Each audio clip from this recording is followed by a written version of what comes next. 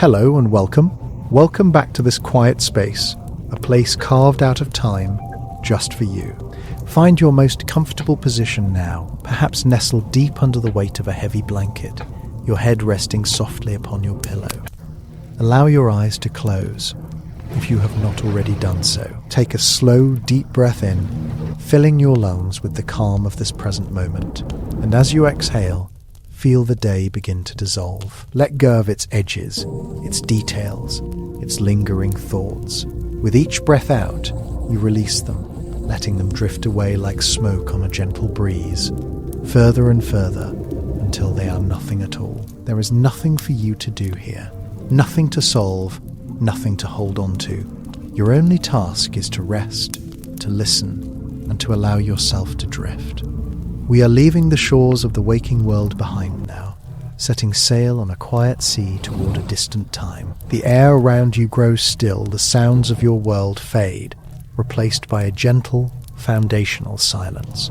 Tonight, we travel back to the year 1850, to the rugged, wind-swept coast of New England, in the deep, chilled heart of autumn. You have just arrived at the base of a great stone tower, a solitary sentinel standing against the raw power of the Atlantic. A storm born hundreds of miles out at sea is making its presence known. The wind howls with a low, mournful voice, and the air is thick with the cold, clean scent of salt and rain. You can feel the spray on your face, cold and sharp, and you pull the thick collar of your wool coat a little tight around your neck.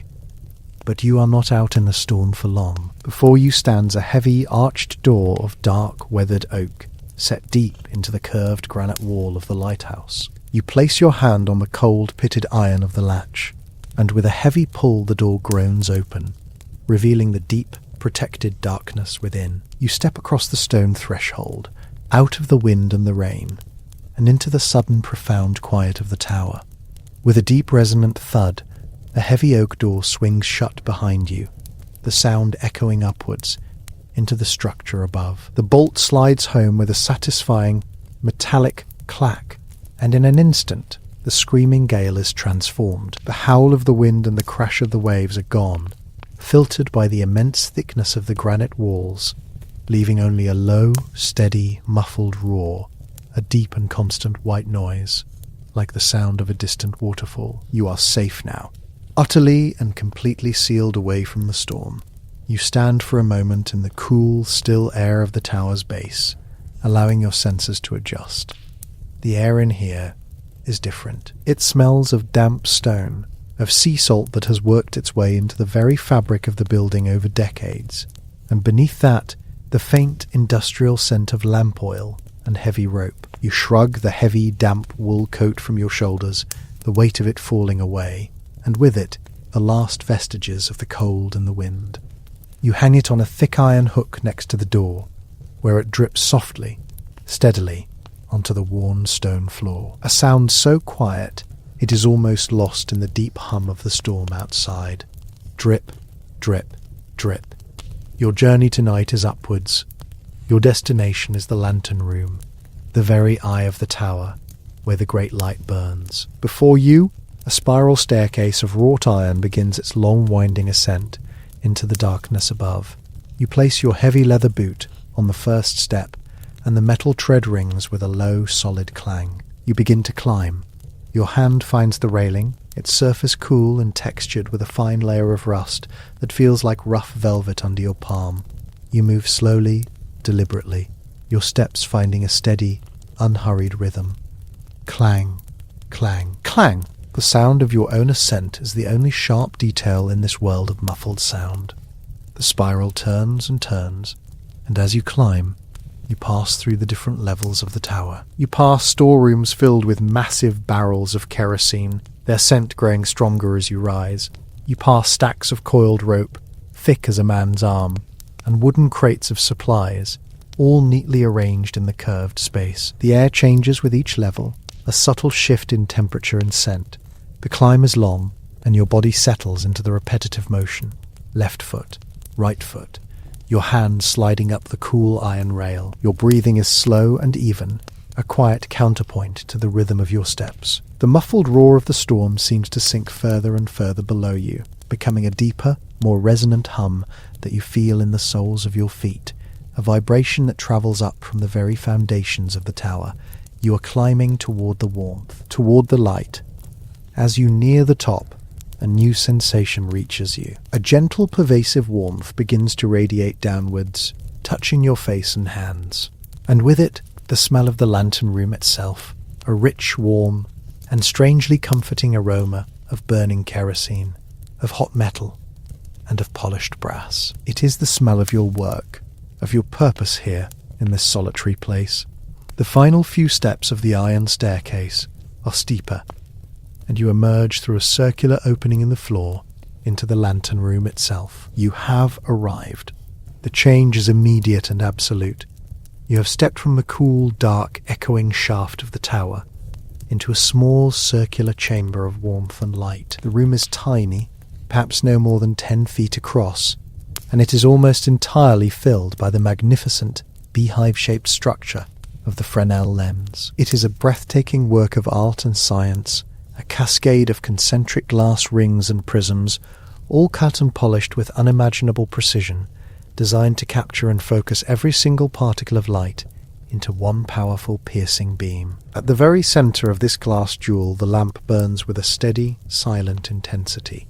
The wick, wide and flat, draws the kerosene up from the reservoir below, its flame a brilliant, almost white, point of heat and energy. The air in the small room is dense with the warmth radiating from the lamp and the lens, a dry, enveloping heat that soaks into your skin and your clothes, chasing away the last memory of the autumn chill. It is a profound and deeply comforting warmth, a cocoon of safety at the very apex of the storm. The muffled roar of the wind and sea is even more distant up here, a soft, deep drone that seems to come from another world entirely. This small, glass-walled room is a bubble of perfect calm. The only other sounds are the quiet, rhythmic hiss of the lamp's wick, a sound as steady as a sleeping breath, and the slow, almost silent tick, tick, tick of the clockwork mechanism beneath the lens, which ensures its constant, measured rotation.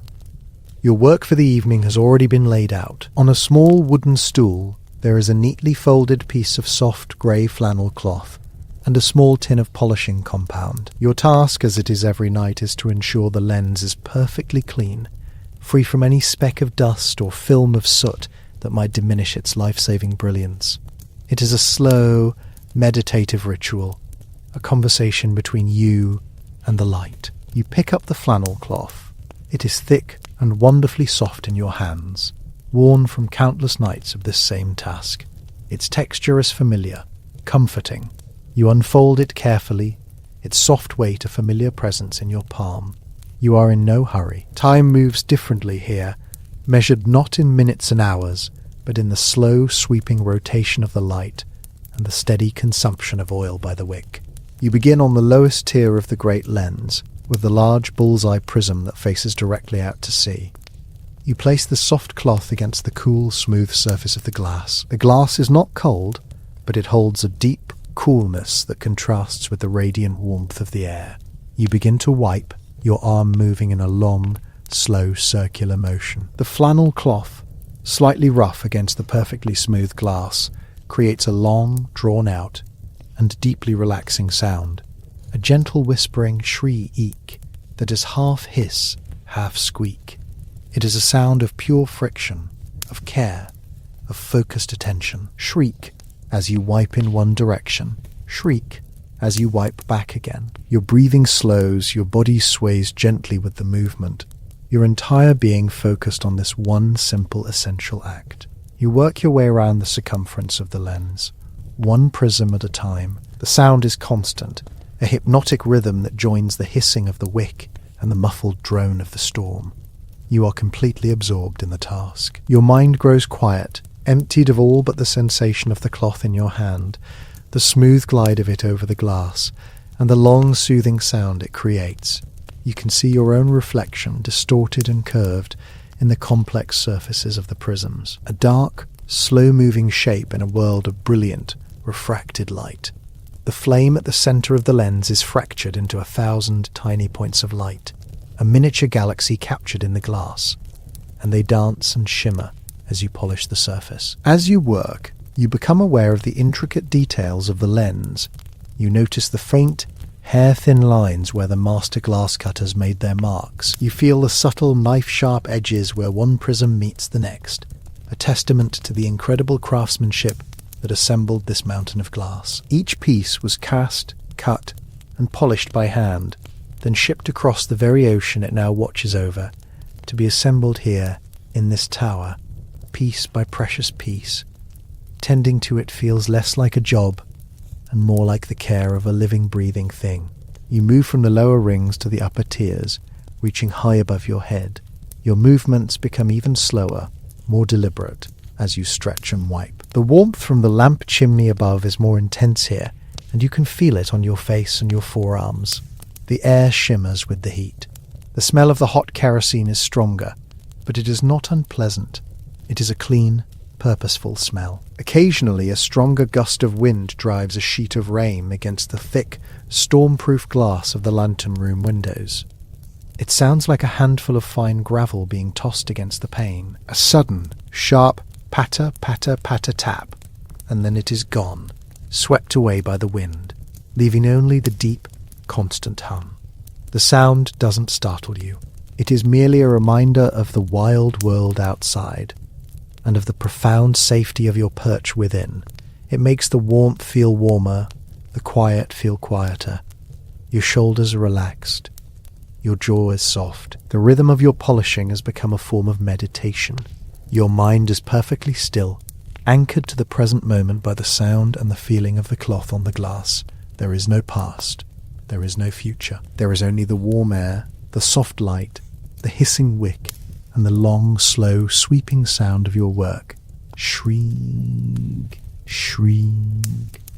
You are a part of the machine, a living component of the lighthouse, as essential as the clockwork and the wick. Your slow, steady movements are in perfect harmony with the slow, steady turning of the lens and the slow, steady beat of the storm. It is a feeling of profound connection, of being in exactly the right place at exactly the right time, performing a task that has meaning and purpose. It is a solitude so deep and so complete that it transforms into a kind of peace. Finally, the last section of glass is polished. You run the cloth over it one final time, a long, satisfying sweep from top to bottom. The work is done. The great lens gleams, its hundreds of facets capturing the central flame and concentrating it into a single blindingly brilliant spear of light that is now projected out into the raging darkness. You step back, your work complete, and admire the result. The light seems brighter now, purer. It slowly, majestically, sweeps across the interior of the lantern room, illuminating every brass fitting and every rivet in the iron walls, before passing out through the next window to continue its journey across the sea. You carefully fold the soft flannel cloth and place it back on the wooden stool, ready for tomorrow night. Your movements are slow, almost dreamlike. A feeling of deep contentment settles over you, the quiet satisfaction of a job well done. Now, your watch begins. Next to the stool is a simple, sturdy wooden chair with a straight back and 4 solid legs. It has been here for years, its surface worn smooth by the countless keepers who have sat in it before you. You turn the chair to face the sea and sink into it. The old wood groans softly under your weight, a familiar, comforting sound. Your body relaxes into the chair, your muscles letting go. Your shoulders, which were raised slightly as you worked, now drop and settle. Your back rests against the warm, smooth wood. On a small shelf built into the curved wall is a simple tin pot, kept warm by the ambient heat of the room, and beside it, a pewter-coloured tin cup. You reach for them. The pot is wonderfully warm to the touch. You lift it, feeling its satisfying weight, and pour a stream of dark, fragrant liquid into the cup. It is hot apple cider, spiced with cinnamon and cloves. The rich, sweet, and spicy aroma fills the small space, mingling with the scent of the kerosene and hot metal, creating a perfume that is unique to this room, to this night. You lift the tin cup with both hands. The metal is hot, but not uncomfortably so. The heat seeps through the metal into your palms and fingers, a deep, penetrating warmth that feels grounding and real. You can feel the gentle vibration of the tower, the deep thrum of the storm travelling through the chair, up your arms, and into the cup itself. You hold it for a moment, just breathing in the steam, letting the fragrance of baked apples and warm spices soothe you. Your eyelids feel heavy, your entire body feels heavy, sinking into the chair, anchored by warmth and gravity. You bring the cup to your lips and take a slow sip. The cider is hot and sweet, with a pleasant, spicy sharpness that awakens your senses, before fading into a deep, comforting warmth. You feel the heat spread from your mouth, down your throat, and into your chest, a pool of liquid warmth that blooms in your center and radiates outwards, loosening every muscle as it goes. You lower the cup, holding it in your lap, and your gaze drifts outwards through the thick, curved panes of the lantern room glass. The world outside is a symphony of blacks and greys, a churning, chaotic canvas of darkness. But every 15 seconds, your world is illuminated. The great beam of light, born here in this small, warm room, begins its sweep. It slides across the glass in front of you, and for a moment, you are inside the light itself. The tiny room is filled with a blinding, pure white radiance. Then, just as quickly, it passes. The beam moves out over the ocean, a massive, solid bar of light, cutting a path through the rain and the sea spray. For a few breathtaking seconds, it illuminates the storm. You can see the crests of the colossal waves, their tops whipped into white foam by the wind.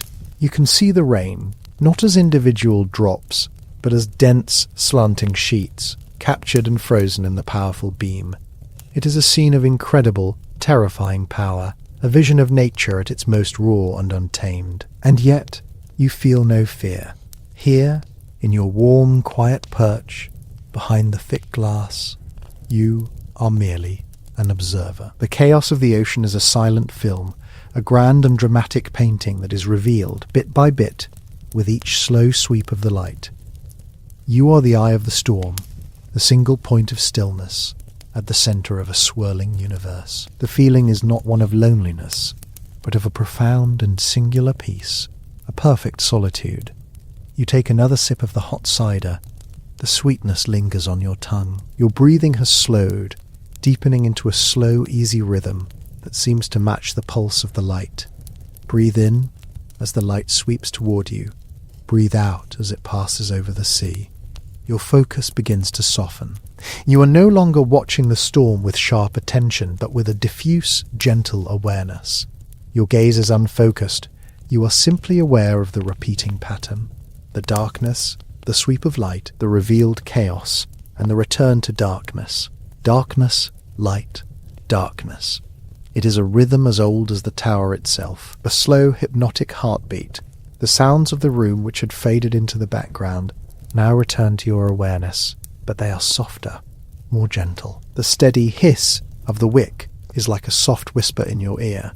The slow, methodical tock of the clockwork mechanism is the sound of a giant, sleeping heart. The muffled, deep bass humph of a large wave breaking against the base of the tower, far below, is not a crash, but a soft, deep pulse that you feel more than you hear. Your head feels heavy now, resting against the high back of the chair. The warmth of the room is like a thick woolen blanket wrapped around you. Your limbs feel heavy and deeply relaxed. You have no desire to move. There is nowhere else to be. This small, warm, glowing room is the entire universe, and it is a universe of perfect peace and safety. You close your eyes. With your eyes closed, the experience changes. You can feel the sweep of the light rather than see it. As the beam passes across the lantern room, you can feel a gentle, radiant warmth on your eyelids, a fleeting touch of light that passes and is gone, a soft, rosy glow that penetrates the darkness behind your eyes for just a moment. Darkness, a feeling of light and warmth on your face, and then darkness again.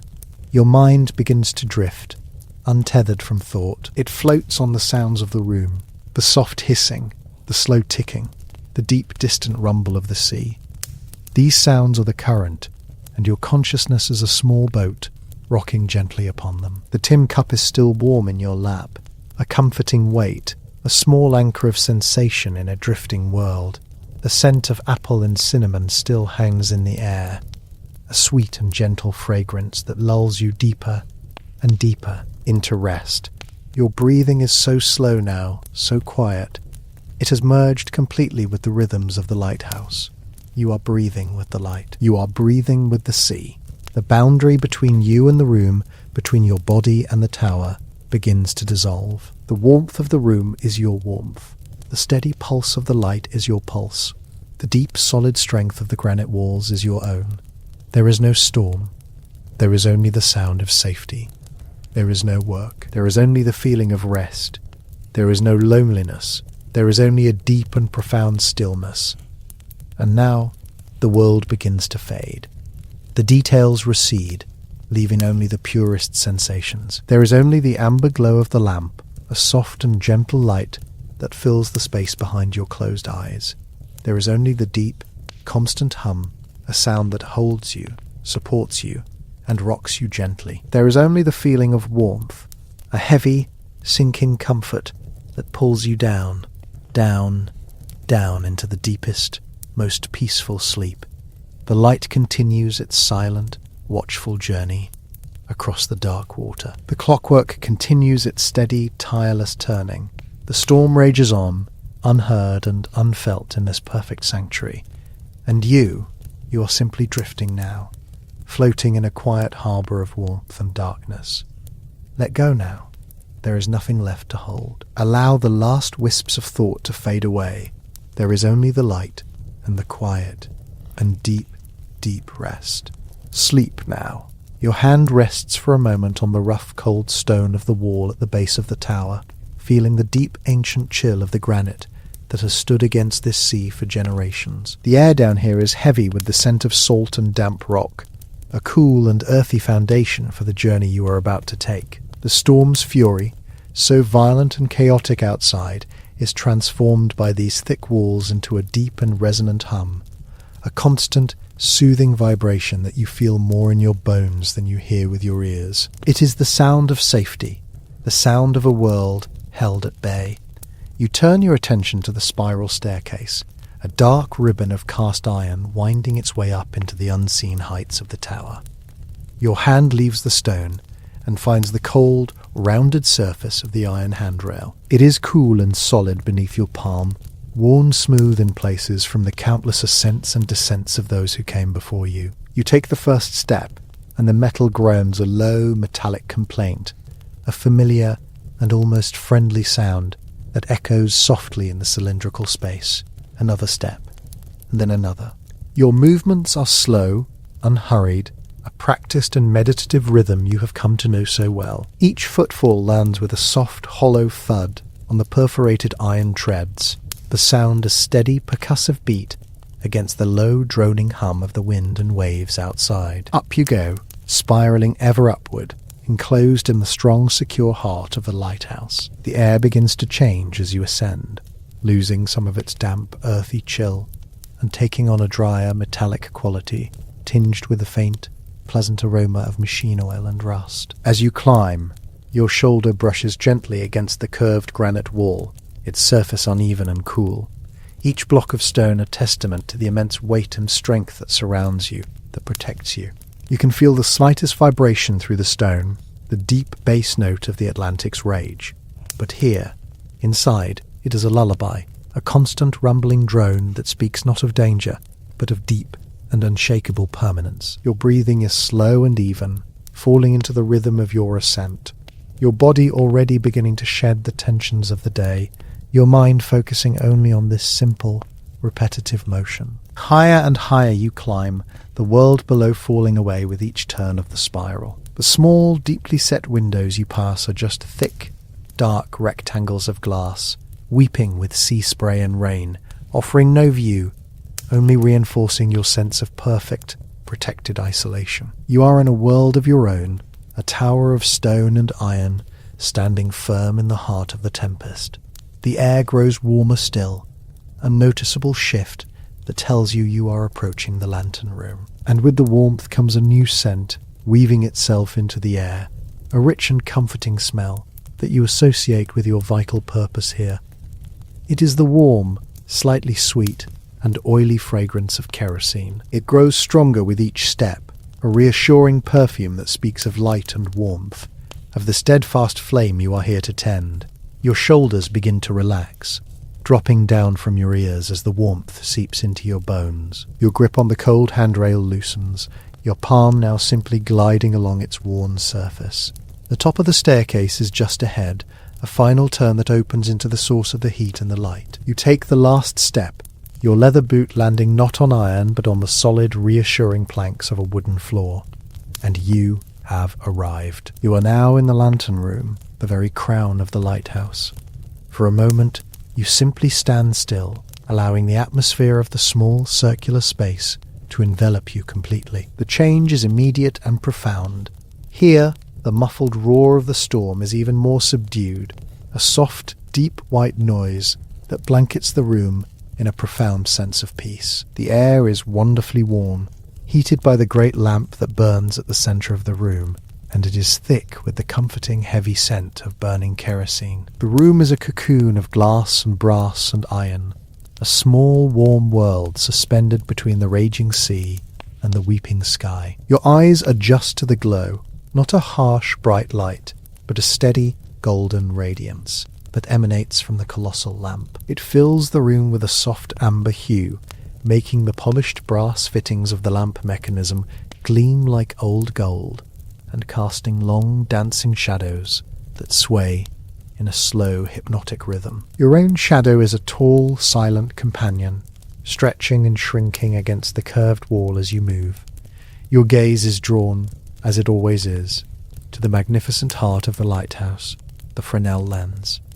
It stands before you, a breathtaking beehive of glass, a masterpiece of concentric prismatic rings all designed for a single glorious purpose, to gather every possible photon from the simple flame at its core and cast it out into the vast waiting darkness. It is immense, far taller than you are, a silent, crystal giant. It seems to breathe with the light, its surface catching the glow from within and refracting it into 1,000 tiny, shimmering points of brilliance. In your hand you hold a thick, soft square of flannel cloth. It is old and worn, washed so many times it feels like velvet against your skin. Your task for this part of the night is a simple one, a slow and meditative ritual. You must clean the lens, ensuring that not a speck of dust, not a trace of soot, nor a film of condensation will dull the power of its life-saving beam. You unfold the cloth, its familiar soft texture a comfort in your hand. You approach the great lens. As you draw near, you can feel the gentle, radiant warmth pouring from its glass surface. It is not hot, but pleasantly, deeply warm, like a stone that has been lying in the sun all day. You raise your hand, the flannel cloth ready, and you place it gently against the smooth, curved glass of one of the lower prisms. The glass is perfectly smooth, a seamless, slick surface beneath the soft, yielding texture of the cloth. And now, you begin the slow, deliberate work. You press the cloth against the glass with a gentle, even pressure, and you begin to move your hand in a long, slow, circular motion. The sound that arises is a quiet and immensely satisfying one. It is a long, drawn-out, whispery squeak, a high, soft friction of fabric against perfectly polished glass. You close your eyes for a moment, focusing only on the sound and the sensation. The whispery, squeaking sigh of the cloth as it glides over the warm glass. The feeling of your muscles working in a slow, steady rhythm, your arm making a wide, sweeping arc. The deep, radiant warmth of the lens seeping through the cloth and into your hand. A warmth that seems to travel up your arm, soothing you. All the while, the constant, gentle hiss of the lamp's burning wick is a soft whisper right beside your ear, and the deep, muffled drone of the storm provides a steady, unchanging baseline to it all. You continue your work, moving with a slowness that is almost reverent. One long circular wipe, followed by another. The repetitive motion is hypnotic. Your mind begins to empty of all thought, focusing only on this simple, essential task. Wipe and squeak and wipe and squeak. The light from within the lens shines through the section you have just polished, seeming infinitesimally brighter, purer. You are not just cleaning glass, you are polishing the light itself. You are tending to a star, here at the top of the world. Your breathing slows even further, deepening, matching the long, slow rhythm of your arm. With each exhale, you feel your shoulders loosening a little more, the muscles in your neck softening. There is nothing else in the entire universe but this small warm room, this great crystal lens, and this simple rhythmic task. The sound of the cloth on the glass is a lullaby. The warmth is a blanket. The muffled storm is a cradle, rocking you gently in its deep, sonic embrace. You shift your position, moving a few feet to your left, to begin work on the next section of the immense lens. Your boots make a soft shuffling sound on the wooden floorboards, a brief interruption to the symphony of quiet noises before you settle back into your work. You place the flannel against a new section of glass, feeling its perfect warm smoothness, and begin again. The same long, slow, circular motions, the same soft, whispery, squeaking sound. It is a sound of pure relaxation, a sound that smooths away the sharp edges of the world. Occasionally, a particularly violent gust of wind hurls a sheet of rain against the thick, storm-proof glass of the lantern room windows. It sounds not like a crash, but like a sudden handful of fine gravel being tossed against the panes, a sharp but muted rattling that lasts for only a second before fading back into the deep, continuous hum. The sound doesn't startle you. It is as much a part of the night's music as the hiss of the lamp. It only serves to remind you of how safe you are, how secure, sealed away in this warm, glowing chamber, while the world outside is a turmoil of wind and water. You are the calm at the centre of the storm, the still point in the turning world. And you continue your work, your slow, circular polishing, your movements becoming more fluid, more automatic. Your mind drifting into a state of deep and profound calm. Your eyelids feel heavy, weighted down by the warmth and the gentle repetitive sounds. You let them drift closed for a few moments as you work, navigating by touch and by sound alone. The feeling of the warm, smooth glass under the cloth, the long, whispery squeak that tells you your pressure is just right, the faint hiss of the wick, the deep, foundational hum of the sea. It is a world perceived through senses other than sight, a dark, warm and deeply comforting reality. You finish polishing the lower ring of prisms and pause, letting your arm hang loose at your side. You open your eyes and the amber light of the room feels soft and gentle. You have worked your way around the entire base of the lens. Through the now immaculate glass, the flame of the lamp is a sharp, steady teardrop of pure golden light, its edges crisp and clear. You feel a quiet sense of satisfaction, a deep and simple contentment that comes from a job done well, from order restored. But your work is not quite finished. You must now attend to the upper prisms. To do this, you turn to a small wooden stool that sits in the corner, its legs and seat worn smooth by time and use. You pick it up. It is light, but sturdy. You place it carefully on the floorboards, close to the base of the lamp, and step up onto it. The extra height brings your head and shoulders level with the middle sections of the great lens. Up here, the warmth is even more pronounced, a gentle dry heat that bathes your face. The hissing of the wick is clearer, a soft constant shh sound, like a gentle admonition to be quiet, to be still. From this new vantage point, you can see the intricate clockwork mechanism that slowly, almost imperceptibly, rotates the entire lens assembly.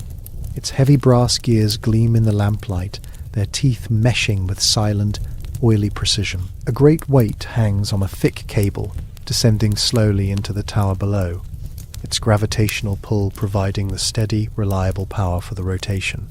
It is a beautiful living machine, and you are its keeper, its partner, in this nightly vigil. You raise the flannel cloth once more, this time to the higher rings of glass, and you begin again. The same slow, circular motions, the same deeply relaxing, whispery squeak. But now, as you work, you are closer to the source of the light. As the lens rotates with its impossibly slow grace, the The focused beam of light sweeps past you. For a moment, you are bathed in a concentrated river of brilliance, a warmth and light so intense it passes right through your closed eyelids. It is a silent, ghostly passage of immense power, and then it is gone, continuing its journey out into the storm. You continue your polishing, your body swaying slightly in time with your movements. The world shrinks again, contracting to this single, repetitive, and deeply peaceful task. The warmth on your face makes your skin feel soft, your eyelids even heavier. Your mind is quiet, a calm and placid lake. There are no thoughts of yesterday, no concerns for tomorrow. There is only now, only the warm glass, the soft cloth, the gentle sounds, the amber light. After what feels like a long, peaceful eternity, you are finished. Every prism, every facet of the great lens is now perfectly clean, perfectly clear, ready to perform its duty. You step down from the stool, your feet landing with a soft thud on the wooden floor. You move the stool back to its place in the corner, your movements slow and deliberate. You fold the warm flannel cloth and place it on a small shelf next to a can of oil and a spare wick. Your duties, for now, are complete. Now, there is only the waiting, only the watching. Near the wall there is a single, simple wooden chair. It is old and sturdy, its back smoothed and darkened by years of use. You walk over to it and sink down into it, a soft sigh escaping your lips as you do. The wood is cool at first, but it quickly absorbs your body heat. Beside the chair, on the floor, is a tin cup. You reach down and pick it up, its metallic surface cool against your fingertips. But as you lift it, you feel the gentle radiating warmth from within, and the weight of the liquid it holds. You bring the cup closer to your face and inhale. The steam that rises from it carries the most wonderful scent. Hot apple cider, mulled with cinnamon and clove. It is the smell of autumn, of harvest, of warmth and home. It cuts through the oily scent of the kerosene, offering a sweet and spicy counterpoint. You hold the cup in both hands, letting its heat seep into your palms, a deep and pleasant warmth that feels grounding, real. You raise the tin cup to your lips. The metal is warm against your skin. You take a small, careful sip. The liquid is hot and sweet, the taste of baked apples and warm spices flooding your senses. You feel the warmth of the cider spread from your mouth down into your chest, a blossoming heat that unwinds any remaining knots of tension within you. It is a taste of pure comfort, a simple, perfect pleasure in this high and lonely place. You lean back in the chair, your head resting against the smooth, worn wood. You hold the warm cup in your lap, taking another slow sip from time to time. Your gaze turns to the world outside the thick glass of the lantern room. You cannot see much. The night is a churning chaos of blackness and mist and rain. But you don't need to see it. You can feel it, a deep and distant rumble, the heartbeat of the ocean. And then the light comes. The great lens, in its slow, silent rotation, aligns its focused power with your section of the room. A colossal, solid beam of pure white light erupts from the lighthouse, piercing the darkness like a sword. For a few seconds, it illuminates the maelstrom outside. You can see the rain, not as individual drops, but as a solid, shimmering silver curtain. You can see the thick, swirling vapour of the sea mist, made momentarily brilliantly solid by the light. And beyond that, for just a glimpse, you can see the tops of the waves, great, churning mountains of black water, their crests torn into white foam by the wind. And then, as the lens continues its inexorable turn, the beam sweeps onward, and the world outside the glass returns to impenetrable blackness. The room is once again filled only with the soft amber glow of the lamp's core. There is a profound silence in the wake of the beam's passing, a moment of deep and total peace. You sit there, in your simple wooden chair, sipping your warm, spiced cider. Your body is heavy and relaxed, sinking deeply into the chair. Your breathing is slow and quiet. You watch the cycle repeat. The darkness, the deep rumbling peace, and then the silent, magnificent explosion of light, cutting a path through the storm. It sweeps across the sea, a silent, powerful warning. a promise of guidance and safety to any ship that might be lost in the tempest. Each time the beam appears, it is a silent, breathtaking spectacle, and each time it vanishes, it leaves behind a deeper sense of stillness, a more profound quiet. The repetition is a powerful, hypnotic rhythm. Light, then dark. Sound, then silence. You are the sole witness to this grand silent opera. You are utterly alone, and yet you feel a sense of connection to the world, a sense of purpose that is deep and abiding. This is a perfect, solitary piece, a profound and unshakable tranquility, here at the warm, beating heart of the storm. Your eyelids grow heavy, so very heavy, and you let them fall closed, listening to the quiet hiss of the lamp, feeling the slow rhythmic sweep of the light as it passes, again and again and again. You have made it to the top. The final turn of the spiralling iron staircase delivers you into the lantern room, the glass-walled heart of this stone tower, and you feel the shift in the world around you, a change as palpable as stepping from a cold rain into a warm and waiting home. Down below, in the solid granite base of the lighthouse, the howl of the late autumn gale was a wild and distant thing, a beast of wind and water clawing at the unyielding coast. But up here, surrounded by the thick, storm-proof glass and the immense architecture of the lamp itself, that furious roar is filtered, softened, and transformed. It has become a deep and constant hum, a bass note that vibrates not in your ears, but in the soles of your thick wool socks and in the solid wood of the stool that waits for you. It is the sound of the world's fury held at a safe and comfortable distance, a deep, rushing white noise that blankets the mind and erases all other, smaller concerns. The air itself is different here. It is warm, and it carries the clean, slightly sharp and profoundly comforting scent of kerosene. It's the smell of work, of vigilance, of a light that will not fail. It is the perfume of your solitary kingdom. In the centre of the small, circular room stands the reason for this entire stone structure, the source of its soul, the great Fresnel lens. It is a masterpiece of glass and brass, a crystalline beehive of concentric prisms and rings, all meticulously designed to capture every possible photon from the single steady flame at its core, and to focus it into a single piercing beam of hope. The lamp is already lit, its multiple wicks trimmed and burning with a steady, unwavering flame, a small, contained sun. Its light fills the room with a warm, golden glow, catching on the polished brass fittings and making the 1,000 facets of the lens glitter like a captured constellation. The only sound from the lamp itself is a faint, almost inaudible hiss, the gentle sound of oil being drawn up the wicks and turned into light. It is the quietest, most reassuring of heartbeats. In your hand, you hold a thick, soft square of old flannel, worn smooth by countless nights just like this one.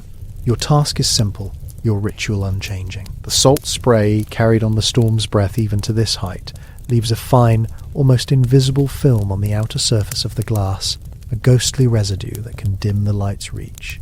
And so, you must clean it, not as a chore, but as an act of communion. You begin, as always, with the central bullseye, the great convex eye of the lens. You place your free hand against the brass frame to steady yourself, the metal cool and solid beneath your palm. You can feel the faint, deep vibration of the storm travelling through the structure, a reminder of the immense power held at bay by these thick walls and your steady light. You raise the flannel cloth, its familiar weight a comfort in your hand, and you press it gently against the glass. The lens is cool to the touch, a stark contrast to the warmth of the room. As you begin to move the cloth, a sound begins, a sound unique to this place and this moment. It is a long, slow, dragging squeak, the sound of soft, dense fabric gripping and polishing a perfectly smooth surface. It is a sound of friction, but a gentle, satisfying friction, a glassy, resonant sigh that seems to say, all is well. You move your arm in a slow, deliberate circle, your shoulder and back engaged in the familiar, rhythmic work. The motion is unhurried, patient. There is nowhere else to be, nothing else to do.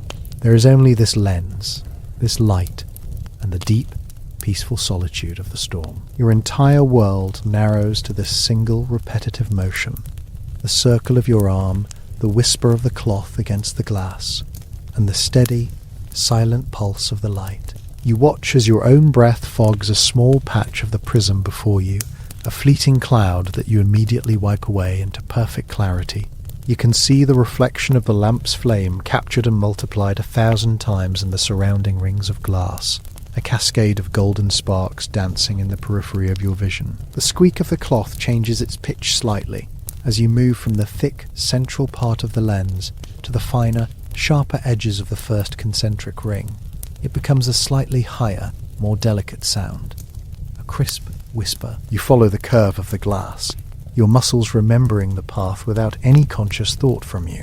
This is a dance you have performed on countless nights, a slow, silent waltz with light and glass. The kerosene scent is joined by another, fainter aroma. It is the smell of your own wool sweater, slightly damp from the climb up the tower, now warming in the ambient heat of the lantern. It's the smell of lanolin and sea salt, the smell of your own steadfast presence. Occasionally, a particularly violent gust of wind throws a sheet of rain against the outer storm panes of the lantern room. It sounds not like rain, but like a handful of fine gravel being tossed against the thick glass, a sharp patter-patter-patter that lasts for a moment and then is gone, swallowed again by the deep, constant hum of the wind. Each time it happens, it does not startle you. Instead, it deepens your sense of shelter, of profound and absolute safety. The world outside may rage, but in here, in this bubble of warmth and light, you are untouchable. You are the calm at the very center of the storm. You continue your work, moving from one crystal clear ring to the next, your progress marked by the slow, sweeping motion of your arm. You are not just cleaning glass, you are polishing a beacon, ensuring that its message travels, uninterrupted, across the churning black water. You think of the ships out there, sailors wrestling with ropes and sails in the screaming wind, their eyes straining as they search the darkness for a landmark, for a sign of hope. This light is that sign. Your patient, circular motions are, in their own small way, a prayer for them, an act of solidarity with those you will never meet. The thought brings not a sense of pressure, but a sense of deep and quiet purpose. Your small, repetitive action has immense meaning. It connects you to the world, even as you are completely isolated from it. A pleasant warmth begins to build in your shoulder, the satisfying ache of work well done. You allow your body to relax into the rhythm, your breathing slowing to match the long, drawn-out squeak of the flannel on the glass. Inhale as you sweep your arm up. Exhale as you bring it back down. Up and down, a slow, steady, and calming cadence. Now you move to the upper prisms, the catadioptric rings that are set at a steeper angle, designed to capture the light that would otherwise escape towards the sky and bend it back towards the horizon. Here the work is slightly more awkward. You have to stretch, to lean your body against the brass framework, your cheek close to the glass.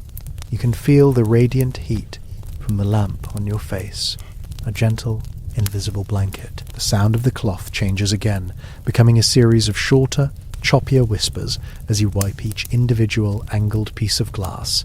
Shh, shh.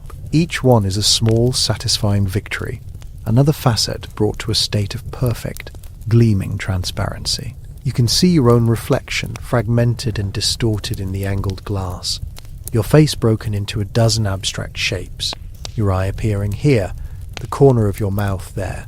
It is a strange and silent company, you and the many fractured versions of you, all working together in the warm golden light. You finish the last of the upper rings, and pause for a moment, letting your arm hang loose at your side. You can feel the blood returning to your fingers, a faint, tingling sensation. You look at your work. The great lens seems to shine with an even greater intensity now, not because the flame is any brighter, but because every obstacle to its brilliance has been patiently wiped away. It seems to breathe with light, the steady hiss of the wicket's only voice. You are only halfway done. The lower rings await your attention. But there is no rush. It is not measured in minutes and hours, but in the slow consumption of oil, the steady rotation of the earth, and the patient cleaning of a lens. You turn your attention to the small wooden stool in the corner and to the tin cup that rests upon it, the cider. You had prepared it earlier, down in your small living quarters at the base of the tower, simmering it slowly on the cast-iron stove with cinnamon sticks and cloves. You walk the few steps to the stool, your socked feet making no sound on the wooden floorboards. You pick up the tin cup, and its heat immediately sinks into your palm. A wonderful grounding warmth that chases away the slight chill of the glass. The tin is smooth and slightly dented, a familiar and comforting shape. You bring the cup towards your face and inhale deeply. The aroma is a perfect counterpoint to the clean scent of the kerosene. It is the smell of autumn, of orchards and spice, of sweetness and warmth. It is the smell of comfort, of a small and simple pleasure in the midst of your great and solitary duty. You sit down on the stool, and it lets out a familiar low groan, like an old friend settling into a comfortable conversation. You lean your back against the curved wall of the lantern room, and the stone is cool behind you, a pleasant contrast to the warmth of the cider cup in your hands. You feel the tension in your legs and back release, a slow, heavy unwinding. A deep sigh escapes your lips, a sound of pure contentment, but is immediately lost in the deeper hum of the storm. For a moment, you do nothing. You just sit. You feel the warmth of the cup in your hands, you feel the cool stone at your back, and you listen to the symphony of the lighthouse, the deep drone of the wind, the steady hiss of the lamp, and the occasional sharp patter of rain against the glass. It is a music that speaks not of chaos, but of order, of your place within it all. You raise the cup to your lips. The tin is warm against your skin, and you take a slow, careful sip of the hot cider. The liquid is a wave of warmth that spreads from your mouth, down your throat, and into your chest. The taste is a perfect balance of sweet and tart, the bright flavour of the apples mellowed by the dark, woody notes of cinnamon and the pungent warmth of clove. It is liquid comfort, a taste that feels like a heavy blanket on a cold night. You swallow, and the warmth blossoms in your stomach, a small, gentle fire that seems to push back against the vast, cold darkness outside. You hold the cup in both hands now, letting its heat seep into your fingers, chasing away the last of the chill. Your shoulders, which had been tensed from the work of cleaning, begin to drop. Your entire body feels heavy, grounded, and deeply, profoundly at ease. From your seated position, you now have a different perspective on the light. You are no longer part of the machine, but an observer of its grand, silent performance. The lens, now perfectly clean, gathers the light from the flame and casts it out into the storm. A massive, solid beam of pure white light erupts from the lantern room, cutting a perfect, horizontal line through the swirling chaos of rain and sea spray. It is a scythe of pure brilliance, moving with a slow, inexorable grace. The mechanism that rotates the lamp is almost silent, a series of well-oiled gears and weights hidden in the floors below. All you perceive is the slow, majestic sweep of the beam. It paints a slow, silent arc across the churning black water, illuminating a patch of angry white-capped waves for a few seconds, before moving on, plunging that patch back into darkness as it illuminates the next. Then, as the beam rotates away from your viewpoint, the world outside your window is plunged into an almost absolute blackness, a darkness made deeper by the memory of the brilliant light. And then, the cycle repeats. The beam returns, a silent, sweeping salvation. Light, and then darkness. Light, and then darkness. The rhythm is slow, hypnotic, as steady and reliable as your own heartbeat. Your breathing has unconsciously slowed to match it. You inhale as the beam sweeps across the water before you, and you exhale as it moves on, leaving you in the soft, golden glow of the lantern room once more. This rhythm is the true measure of time in the lighthouse. It is the rhythm of safety, the metronome of your vigil. Each sweep of the light is a reassurance. I am here. All is well. I am here. All is well. Your eyelids begin to feel heavy, weighted down by the warmth, the comfort, and the slow lulling pulse of the light. Your thoughts, which had been focused on your task, begin to soften and drift. They lose their sharp edges, becoming as soft and blurry as the rain-streaked world beyond the glass. You take another slow sip of the cider, the warmth spreading through you once again, anchoring you in this perfect moment of peace. You are a solitary man on a rock in the middle of a raging sea, and yet you have never felt less alone. You are in communion with the storm, with the light, with the sea itself. The deep, resonant hum of the wind is no longer just a sound. It is a presence. It is the deep, slow breathing of the ocean, and your own breath has fallen into sync with it. The boundary between the inside and the outside, between the warmth of the room and the cold of the storm, begins to blur in your mind. It all becomes one single, unified experience of profound and peaceful solitude. You feel yourself suspended in time, a silent observer at the nexus of light and darkness, of calm and chaos. And here, in this suspended moment, you feel a sense of tranquility so deep and so absolute that it feels like the very essence of sleep itself. You rest your head back against the cool, solid stone of the wall. The flannel cloth lies forgotten on the floorboards, its work half done, but there is no urgency. The lower prisms can wait. For now, there is only this: the warmth of the cider in your hands, the steady, hypnotic sweep of the beam, the deep, lulling drone of the storm, a sound that has become a cradle for your consciousness. You close your eyes, just for a moment. In the darkness behind your eyelids, you can still see the light, a bright, sweeping ghost.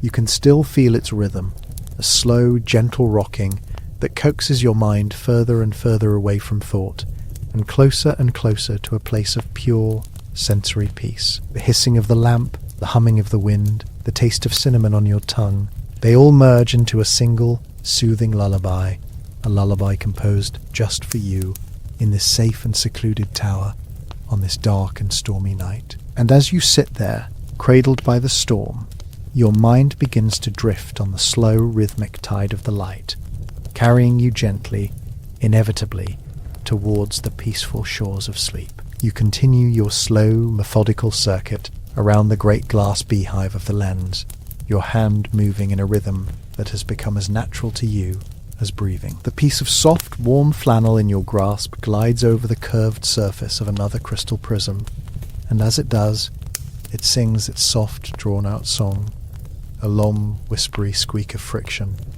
a sound of clean meeting clean. It is a deeply satisfying sound, a simple, honest noise in the heart of the storm's complex symphony. The thick granite walls of your tower take the violent shriek of the wind and the percussive crash of the waves and filter them into a deep, resonant hum, a constant, low-frequency rumble that vibrates almost imperceptibly through the iron floor beneath your feet and up into the soles of your heavy wool socks. It is the sound of the world's chaos, rendered harmless and distant, transformed into a soothing monolithic drone.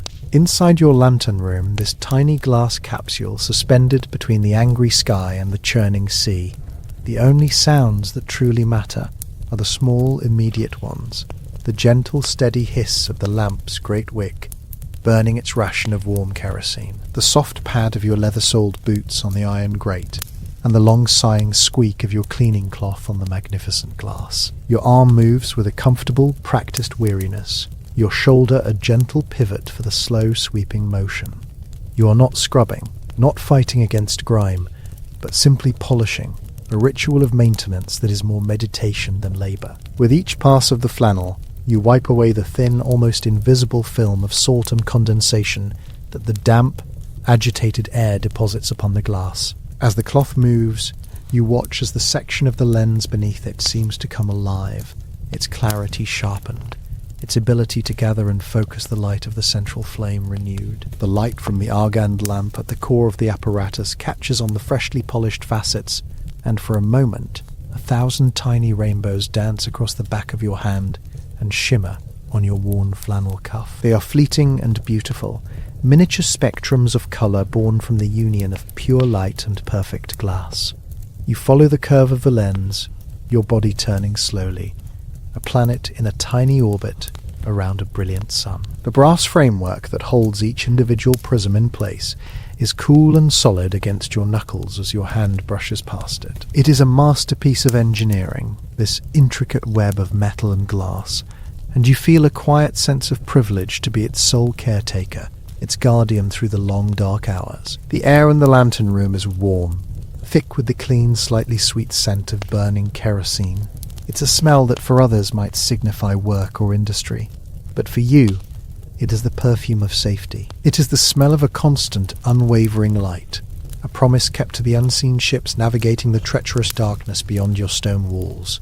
It fills your lungs with a sense of peace, a familiar aroma that anchors you to this place, to this duty. Beneath the scent of the fuel is the fainter, sharper smell of the hot metal of the lamp's chimney, and the even subtler note of old brass, polished by years of dedicated hands.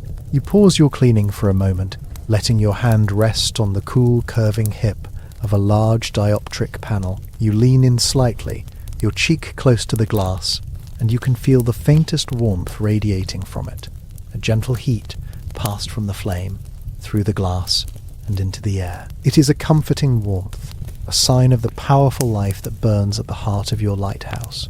Your breathing is slow and deep, your chest rising and falling in a steady, easy rhythm. The world outside may be a maelstrom of wind and water, a frantic, desperate battle of elements, but in here there is only stillness. There is only the slow beat of your own heart, the gentle hiss of the lamp, and the profound, unshakable peace of your solitary watch. You decide that the lens is clean enough. Its great, multifaceted eye is now perfectly clear, ready to cast its beam with maximum intensity across the tumultuous waves. You fold the flannel cloth, its fibres slightly damp now, and tuck it into the pocket of your thick woolen trousers. Your task is done, and a quiet satisfaction settles over you. You turn your attention inward, toward the very heart of the light itself. The lamp mechanism, a beautiful construction of polished brass and steel, stands proudly within its glass cage. This is the engine of your beacon, a complex and yet utterly reliable piece of clockwork and combustion.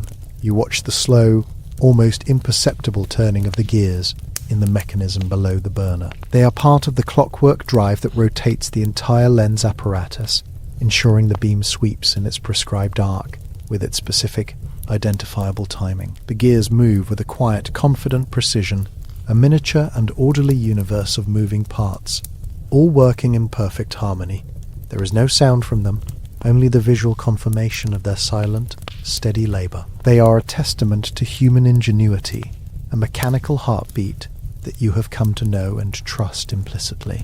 Your gaze drifts upward to the flame itself. It is not a wild, flickering thing, but a perfectly shaped, intensely bright column of light held steady by the lamp's ingenious design. The argan burner, with its hollow wick and glass chimney, allows air to flow to both the inside and the outside of the circular flame, resulting in a combustion so complete, so efficient, that it produces almost no smoke, only a pure, white gold incandescence. The flame does not dance, it simply is. It exists with a serene and unwavering intensity, a captured piece of the sun, held here at the top of your stone tower. The soft, continuous hiss it produces is the sound of its power, the whisper of oil being transformed into pure, life-saving light. You listen to that hiss, and it blends with the deep hum of the storm, creating a single-layered soundscape that is both immense and intimate. Your shoulders, which you hadn't even realized were tense, begin to drop. A wave of relaxation flows down your back as you stand before the steady, reassuring flame. It asks nothing of you but your attention, your care, and in return, it offers this perfect, unwavering light, a silent companion in the deep and lonely night. You take a small step back from the lens assembly, giving it a final, approving look. The entire structure seems to glow with a life of its own, the brass catching and reflecting the central flame in 1,000 warm golden glints. The light refracts through the prisms, not just outward into the night, but inward as well, casting long, slowly moving shadows and strange, elongated shapes of light onto the curved iron walls of the lantern room. The whole room is a living kaleidoscope a slow, hypnotic dance of light and shadow.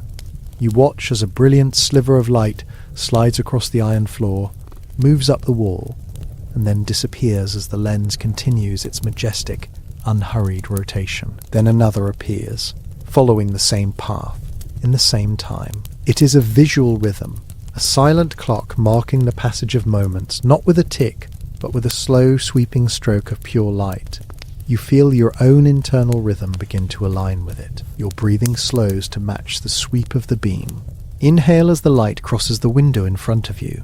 Exhale as it moves away, plunging your little perch into momentary soft-lit shadow before it begins its return. It is a breathing exercise set by the machine you tend, a lullaby of light.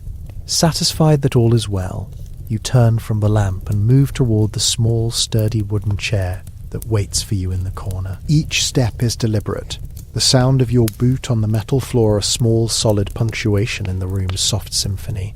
The chair is simple, its design born of function, not fashion. It is made of dark, heavy wood, worn smooth and shiny in patches from years upon years of use by keepers just like you. You reach down and run your hand over the curved backrest. The wood is smooth and cool, a familiar and comforting texture. This chair has held the weight of lonely men watching over lonely seas for decades. It has absorbed the silence, the contemplation, the quiet anxieties, and the profound peace of this unique existence. It is more than a piece of furniture. It is a silent confidant, a steady presence in your solitary world. You turn and lower yourself into it, and the chair accepts your weight with a faint, familiar groan of old wood. It is the sound of settling in, of coming to rest. The seat has been subtly shaped by your own form over countless nights, a shallow, perfect hollow that welcomes you. You sink into it, and a deep sigh of contentment escapes your lips, unheard by anyone but you. Your body relaxes into the familiar contours of the chair, every muscle letting go of a tension it has been holding. Beside the chair, on a small, three-legged table, your tin cup of cider is waiting. You reach for it, and your fingers wrap around the metal. It is no longer hot, but it has retained a deep and pleasant warmth, a gentle heat that seems to have concentrated at its core. You lift the cup, bringing it closer to your face, and the steam that rises from it is thin and ghostly in the shifting lamplight. The scent, however, is still rich and full. It is the aroma of autumn itself, of baked apples and sweet spices, of cinnamon and clove, and a hint of something darker, like molasses. You inhale deeply, letting the warm, fragrant steam fill your senses. It's a smell that speaks of hearth and home, of harvest and comfort, a perfect contrast to the wild, cold sea that rages just beyond the glass. You feel your whole body relax another notch, sinking deeper into the embrace of the old wooden chair. The simple act of holding this warm cup, of breathing in its sweet and spicy scent, is a profound comfort, a small ritual of peace that you have created for yourself in your high and lonely roost. You bring the rim of the tin cup to your lips. The metal is smooth and warm against your skin. You tilt it slowly, letting a small mouthful of the cider slide into your mouth. It is still wonderfully warm, and the taste is exactly as you remember. Sweet, but not cloying, with the gentle tartness of the apples cutting through the richness of the spices. You hold it in your mouth for a moment, letting the flavours wash over your tongue, a liquid embodiment of autumn's comfort. Then you swallow, and you can feel the warmth of the cider as it travels down your throat, a pleasant spreading heat that blossoms in your chest and radiates outward, down into your stomach. It feels like you have swallowed a small glowing coal of pure comfort. It loosens something deep inside you, a knot of watchfulness you carry even in this safe place.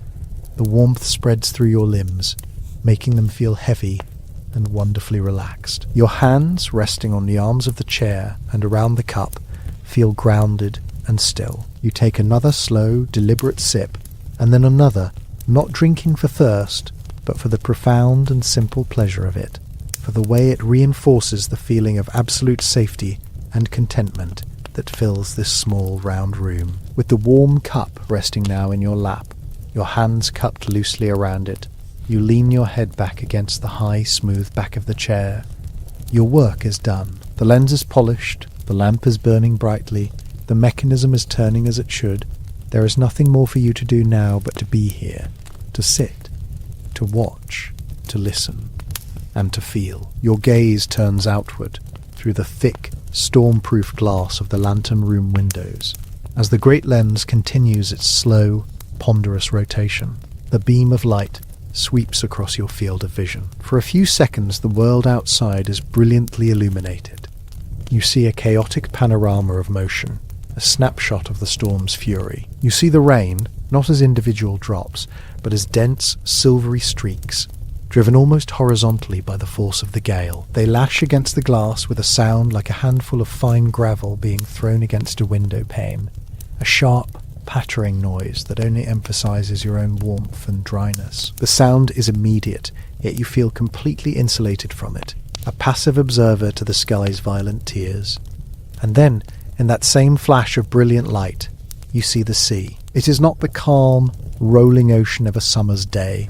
It is a landscape of liquid mountains, a heaving, churning mass of dark water, its surface alive with a furious energy. The beam of your lamp catches the crest of a massive wave as it rises up, and for a breathtaking moment, the water is transformed. The top of the wave is a cascade of brilliant white foam, an explosion of spray that is caught and held in the light, looking like a shower of diamonds against the absolute black of the night. You can see the texture of the water, the deep muscular troughs, and the sharp angry peaks. It is a vision of immense power, of nature in its most raw and untamed state. And yet, from your vantage point, high above it all, you feel no fear. You are not a part of that chaos. You are a silent witness to it. The sight does not fill you with dread, but with a profound sense of awe and a deep, abiding gratitude for the solid stone beneath you and the thick glass in front of you. Then, as the lens continues to turn, the beam sweeps away and the scene is plunged back into darkness. The detailed vision of the raging sea is gone, replaced by a deep, featureless black. You can still hear it, of course. The low, guttural roar of the water is a constant presence, the bass note in the storm's orchestra, but you can no longer see its terrifying form. There is only the darkness and the sound. And in that darkness, you feel an immense sense of peace. The brief, brilliant illumination serves only to remind you of the shelter you inhabit. The darkness that follows is a comfortable blanket, a return to the quiet intimacy of your lamplit room. Your eyelids feel heavy. They droop slightly as you stare out into the blackness, your focus softening. You are not looking for anything. You are simply looking. The cycle repeats. The darkness, the quiet, the muffled roar, and then the slow, silent return of the beam. Light sweeps across the water again, revealing a different wave this time, a different explosion of foam, a different momentary sculpture of liquid energy, before darkness returns once more. This slow, repeating cycle of light and dark, of revelation and concealment, becomes a powerful hypnotic rhythm. It is the rhythm of your watch, the heartbeat of the lighthouse itself. Sweep and darkness, sweep and darkness. Your mind begins to empty of all thought, all worry, all memory of the world beyond this tower. There is only this moment. There is only the warmth of the cider in your lap, the solid feel of the chair beneath you, the gentle hiss of the lamp behind you, and the slow, majestic pulse of the light in front of you. Your breathing has become impossibly slow and even, perfectly synchronized with the lamp's rotation. You inhale as the light approaches, and you exhale a long, slow, quiet breath as it recedes into the night. With each exhalation, you feel your body letting go a little more. The muscles in your neck and shoulders release completely.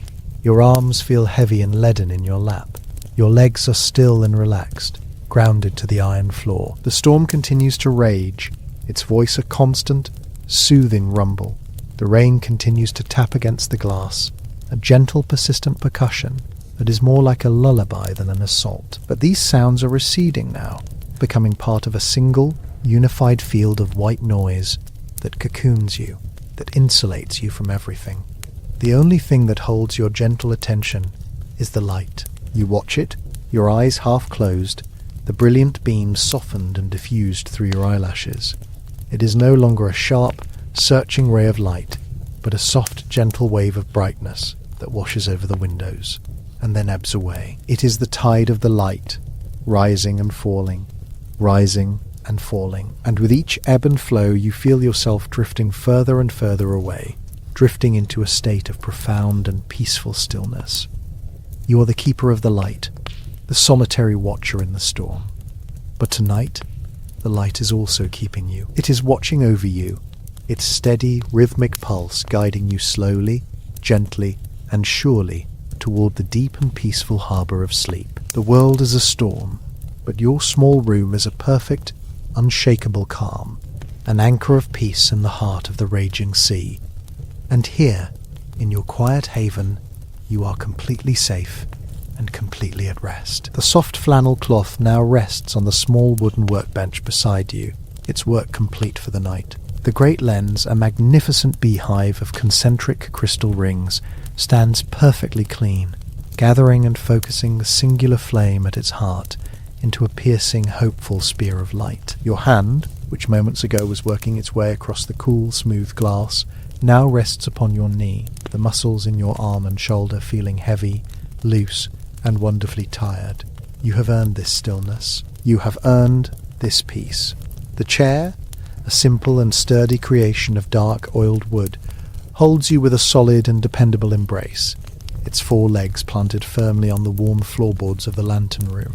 You can feel the grain of the wood through the thick wool of your trousers, a subtle grounding texture that connects you to this place, this tower, this moment in time. In your hands, you cradle the tin cup, its metal surface no longer piping hot, but settled into a deep and penetrating warmth that seeps through your palms and into your very bones. It is a comforting weight, a small metallic anchor in the vast roaring darkness outside. You lift the cup slowly, your movements deliberate and unhurried, as the world has been reduced to this small warm circle of light and sound.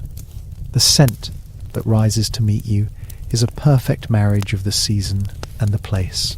The sharp, sweet perfume of baked apples, the gentle fire of cinnamon and clove, and a faint underlying note of warm, fermented cider that speaks of autumn harvests and long quiet evenings. The aroma fills your head, a warm and fragrant cloud that seems to push away any lingering thoughts of the world beyond these stone walls, leaving only a sense of profound and simple contentment. You take a slow, thoughtful sip. The liquid is warm on your tongue, a wave of sweet and spicy comfort that glides down your throat, leaving a trail of gentle heat in its wake. It is the taste of safety, the taste of shelter. You lower the cup and place it carefully on the floor beside your chair. The soft thump of the tin against the wood, a small, definitive sound in the quiet symphony of the lantern room. With that single, simple act, your work is truly done. There is nothing left to do now but sit and watch and breathe and be. Your gaze drifts from the cup on the floor upwards towards the source of all the light and warmth in this high chamber, the flame. It is not a large flame, no bigger than your thumb, but it burns with an impossible, unwavering intensity inside its glass chimney. It is a pure, golden white heart, the lifeblood of the lighthouse, hissing softly with a steady, reassuring rhythm. You watch the very top of the flame lick and dance, a tiny, silent flicker of orange against the white-hot core, the only part of it that seems to acknowledge the violent world raging just beyond the glass. It is a captured star, a tiny sun held captive in this glass and brass cage, and its singular purpose is to push back the dark, to offer a single point of certainty in a world of chaos. And as you watch it, you feel your own breathing begin to slow, to deepen, to fall into rhythm with the soft, steady hiss of the wick.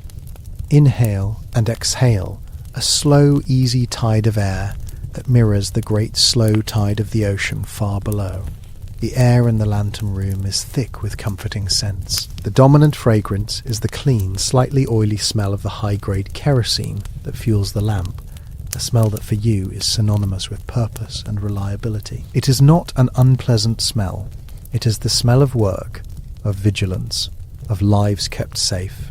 Underneath that, the sweet, spicy ghost of your apple cider still hangs in the air, a phantom of autumnal warmth that softens the industrial edge of the kerosene. And beneath that, fainter still, is the scent of the storm itself, a trace of cold, wet stone, and the sharp, clean tang of salt, carried up the long spiral staircase by some imperceptible draught, a subtle reminder of the world you are keeping at bay. These smells mingle and weave together, creating a unique perfume known only to the keepers of this lonely coast, a scent that speaks of solitude, duty, and a deep, abiding peace. Your shoulders, which may have been tight from the climb or the effort of polishing the immense lens, now begin to drop.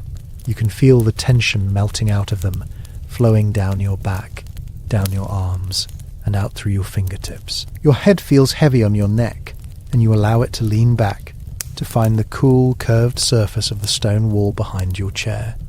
The granite is cold, a stark contrast to the warmth of the lamp and the cider, but it is a grounding cold. It is the cold of permanence, of immovable strength. You can feel the sheer solid mass of the tower through that single point of contact.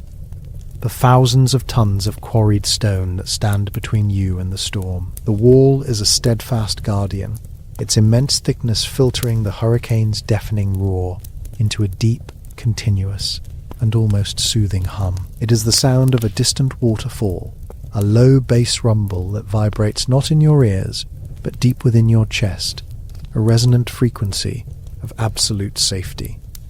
And then there is the sound of the rain. It is not a constant drumming, but an intermittent and unpredictable fusillade. For a few moments, there is only the hum of the wind and the hiss of the lamp. Then, a sudden gust will hurl a handful of water against the thick, storm-proof glass of the lantern room windows. It sounds like a scattering of fine gravel, a sharp but brief patter-tap-tap that lasts for only a second before being swept away again by the wind. Each volley is a reminder of the storm's fury, yet its inability to penetrate your sanctuary only deepens your sense of security. You are in the eye of a storm of your own making, a calm, warm centre in a world of cold, wet chaos. You sit and you listen, and you feel the space between each percussive impact of the rain, stretching out, growing longer, slower, quieter. Your attention is drawn to the mechanism. The great Fresnel lens does not sit static. It revolves, slowly, silently, relentlessly. It is driven by a complex and beautiful clockwork engine of polished brass gears and heavy weights, which descends slowly through the core of the tower. Here, in the lantern room, you can hear the ghost of its movement, a faint rhythmic whir of gears meshing perfectly, a sound so smooth and consistent it almost sinks below the threshold of hearing. And every few seconds, there is a soft, satisfying click as a lever engages or a pallet falls into place. Whir, click, whir, click. It is the patient, steady heartbeat of the tower, a sound as reliable as the sunrise. It is the metronome to which your own slowing heart now beats. The slow, majestic rotation creates the lighthouse's signature, the sweep of the beam. As you sit against the wall, the room itself participates in a slow, hypnotic dance of light and shadow. As the focused beam sweeps out towards the sea, the part of the room you are in is cast into a soft, deep shadow, illuminated only by the ambient, unfocused glow from the lamp's core. The grain of the wooden floor fades into a uniform dark brown. The brass fittings of the clockwork mechanism lose their gleam and become muted, bronze-coloured shapes. It is a moment of gentle twilight. In this phase of the rotation, your eyelids feel particularly heavy, and the urge to close them is a powerful welcome sensation. Then, as the lens continues its turn, the beam begins its sweep back towards the land, and across the interior of the lantern room. The light does not return all at once. It begins as a sliver, a bright, sharp edge that appears on the far wall, and then it grows, widening, sweeping across the curved stone with the inexorable pace of a sundial's shadow in reverse. It glides over the workbench, making the brass oil can flash with sudden fiery brilliance. It slides across the floorboards, pulling the rich red-brown colour from the wood. It climbs the wall behind you, and for a brief intense moment, The full concentrated power of the beam floods the small space. It is not a harsh light, but a pure, clean, and utterly brilliant one. In this moment of peak illumination, you close your eyes, and you can still see the light, a soft, warm orange-red glow through your closed eyelids. And then, just as slowly, it is gone. The beam completes its arc across the room, and once again points its powerful finger out into the black, churning abyss of the Atlantic. The lantern room returns to its state of soft, shadowy repose. Shadow, and then light. Light, and then shadow. The cycle is endless. It is mesmerizing. With each slow sweep of the beam, you feel your body sinking deeper into the chair, your muscles becoming looser, heavier, more profoundly relaxed. The rhythm of the light is a lullaby for the eyes, just as the hum of the storm is a lullaby for the ears. Your entire being is slowly, gently being rocked to sleep by the tower itself. You let your eyes remain closed for a full rotation of the light. You feel the passing of the beam not with your sight, but as a subtle wave of warmth that washes over your face. First, the ambient coolness of the shadow, then a gradual, gentle warming as the beam approaches, a peak of pleasant heat on your skin for a second or two, and then the slow return to coolness as it passes. It is a slow, rhythmic caress of radiant heat, another layer of sensory comfort, another hypnotic pulse that draws you further and further down into a state of deep and peaceful rest. Your breathing is slow, and even now, a quiet and automatic process that you no longer need to think about.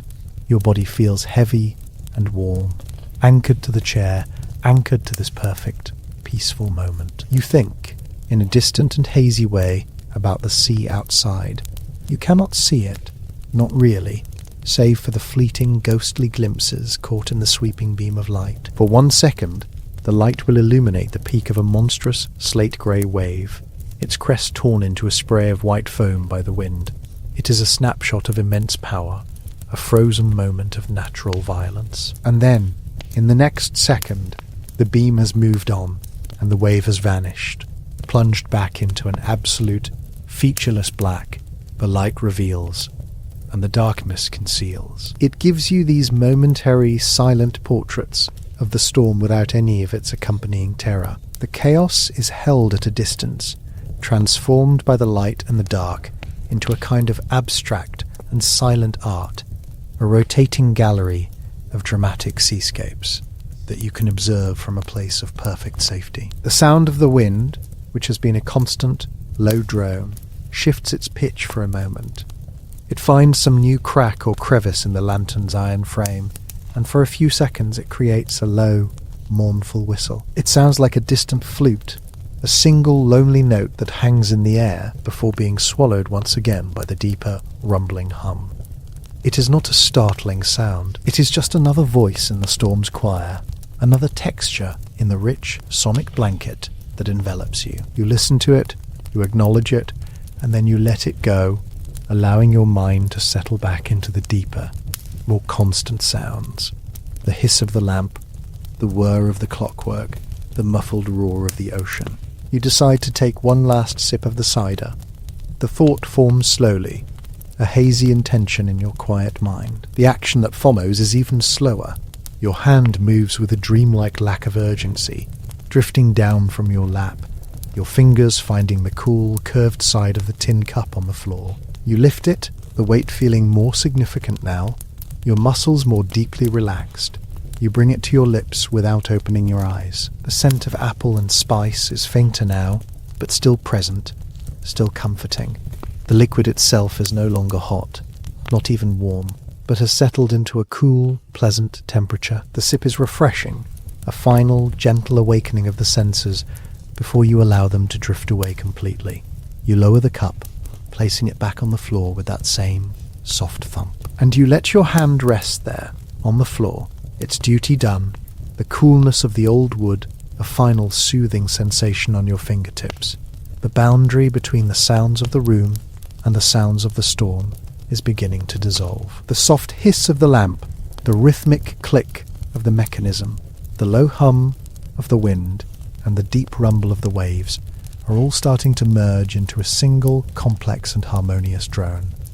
It is a chord of solitude, a symphony of safety. It fills your ears, your head, your entire consciousness, leaving no room for stray thoughts, no space for worries. There is only the sound, this deep, continuous, and profoundly calming vibration. It is the sound of the world turning, the sound of the ocean breathing, the sound of time itself slowing down just for you. The sweeping of the light and shadow across your closed eyelids continues its steady, hypnotic rhythm. But now, it feels less like an external event, and more like an internal one. It is the gentle rocking of your own mind as it drifts on the edge of sleep.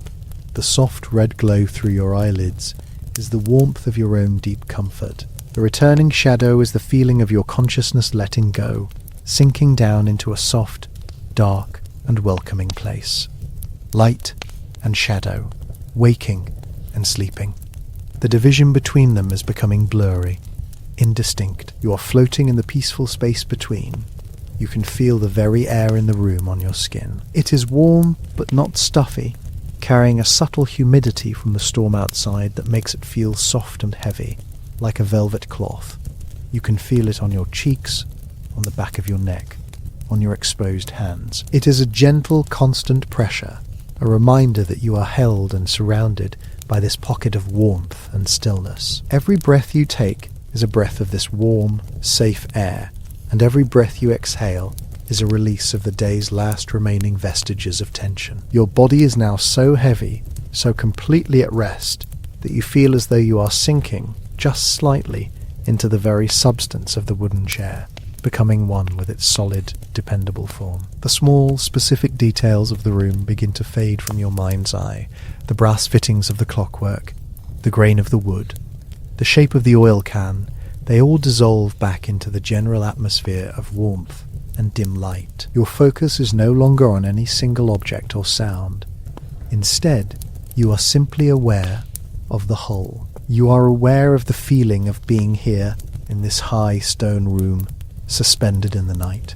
You are a still point in a turning world, a warm heart in a cold storm. The profound loneliness you felt earlier has transformed completely, blossoming into a feeling of perfect, uninterrupted tranquility. You are not alone. You are complete. The rhythmic click of the revolving mechanism seems to be growing softer, more distant with each rotation.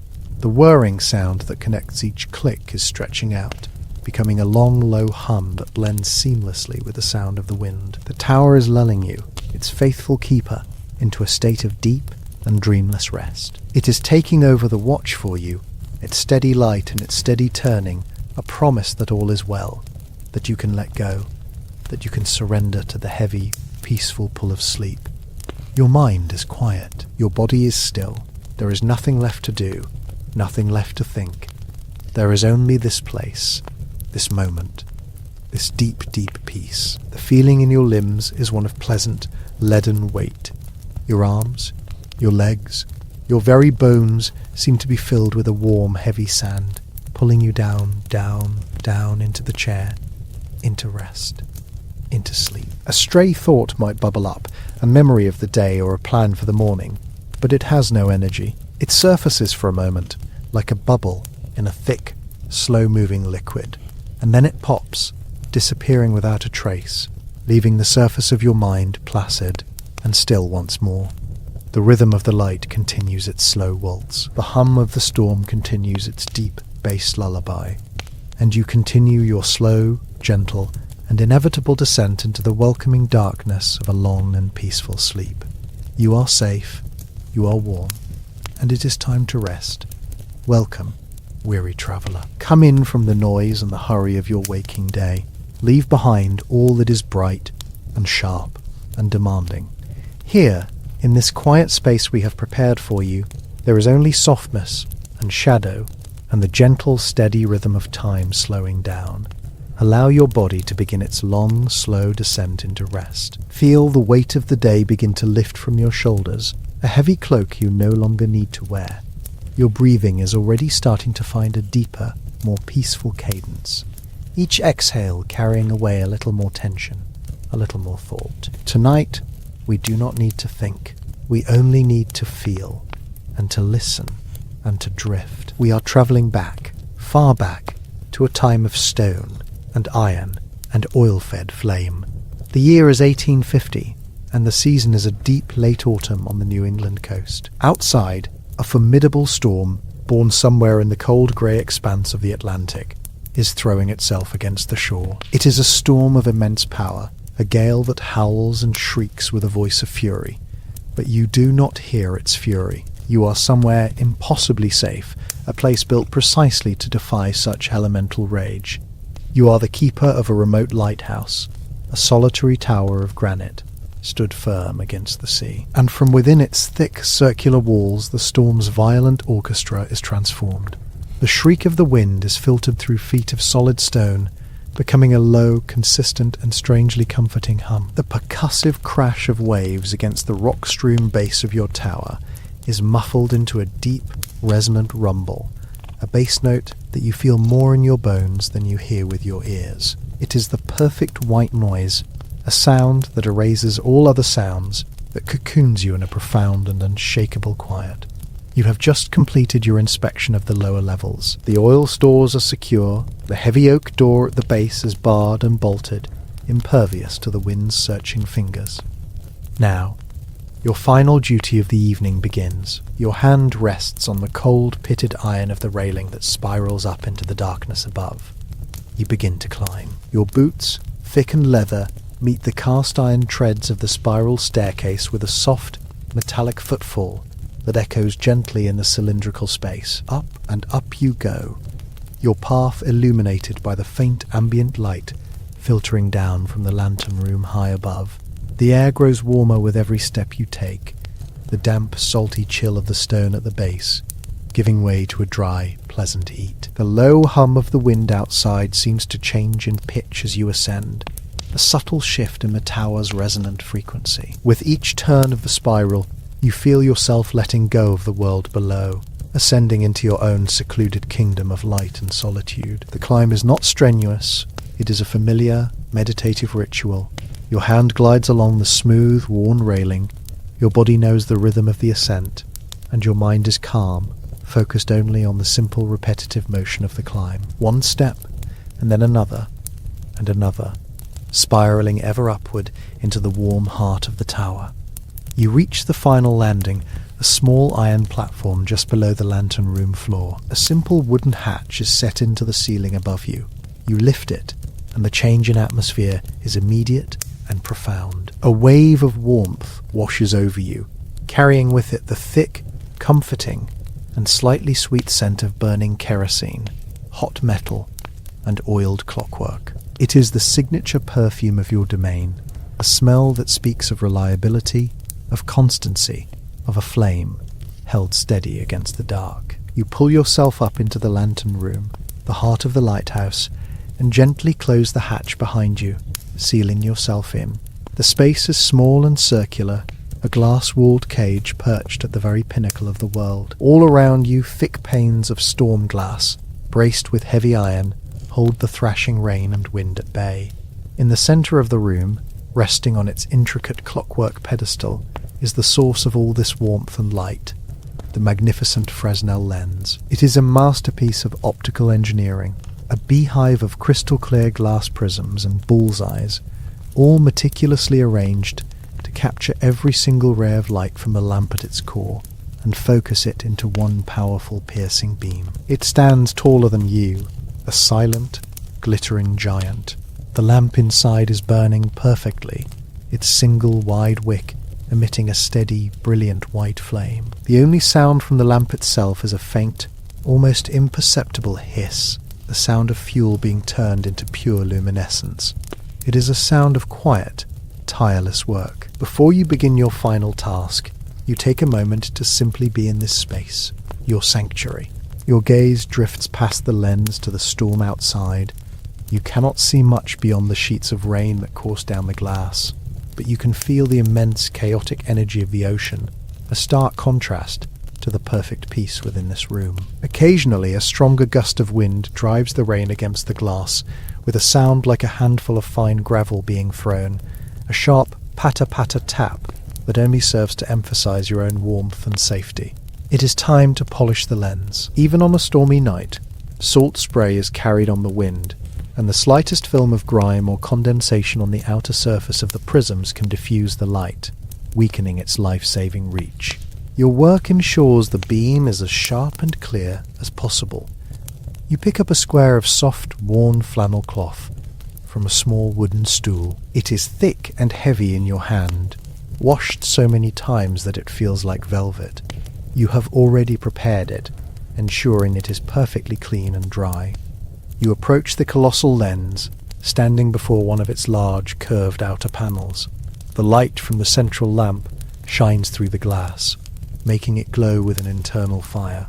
You place the flannel against the cool, smooth surface, and then you begin to wipe. You move your hand in a long, slow, circular motion. The pressure is firm but gentle, and as the thick nap of the flannel rubs against the perfectly polished glass, it creates a sound, a long, drawn-out, deeply satisfying squeak. It is a clean, pure, resonant sound, like the slow bowing of a cello string. Squeak as you press and circle.